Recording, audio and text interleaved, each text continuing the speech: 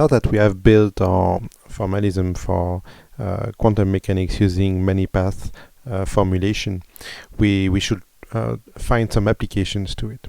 So the first application is trivial but nevertheless important, is the fact that we recover classical mechanics from quantum mechanics. We showed indeed that quantum mechanics led to the principle of stationary reaction. But we also saw earlier that principle of stationary reaction is not very convenient to use if you are trying to solve a practical problem, finding the classical path for an object in some potential. Trying to do it by finding the path which leaves the action stationary is very complicated. It's much easier, as we did, is to use the Euler-Lagrange equation. And the reason for that is that the action is defined as an integral over time. So it depends on all the possible positions of the particle at each individual time.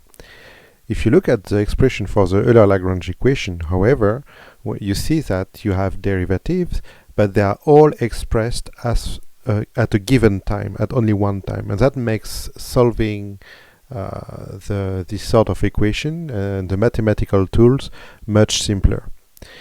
Similarly, when we look at the quantum problem, it's a bit silly to try to calculate an amplitude of probability by summing all the possible paths. Again, because we have to deal with an action which is an integral over time.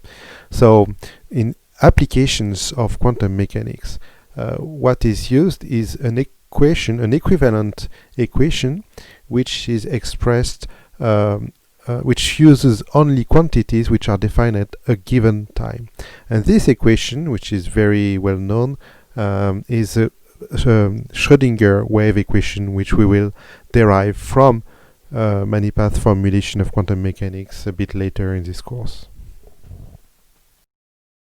Nevertheless, the many path formulation of quantum mechanics may be useful for some applications under the condition that we do not have too many paths. If we have, for instance, 2 or 3 or 4 paths, then the equations are manageable. Of course, if we try to solve the problem with an infinite number of paths, then you can forget about it and you need to use a Schrödinger wave equation.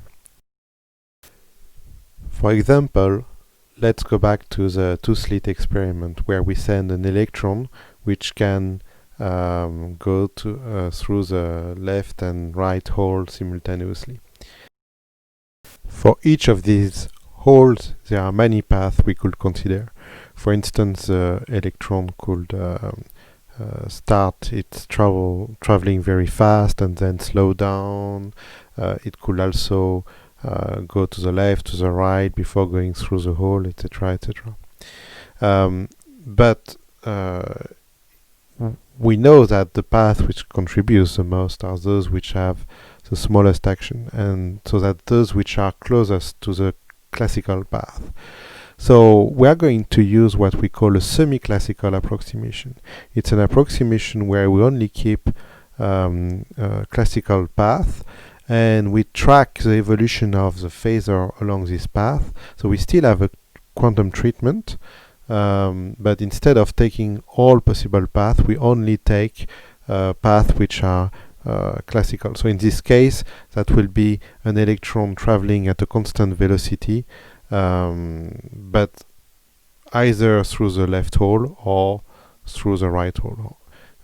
And then these two paths will contribute to different phasors which we will have to add. So it's a quantum treatment, but we have a semi-classical approximation coming from the fact that we consider only classical paths. In particular, the semi-classical treatment for the two-slits experiment, where we have to add only 2 phasors, is sufficient to explain the interference pattern observed on the screen in C, where we see fringes of constructive and destructive interference.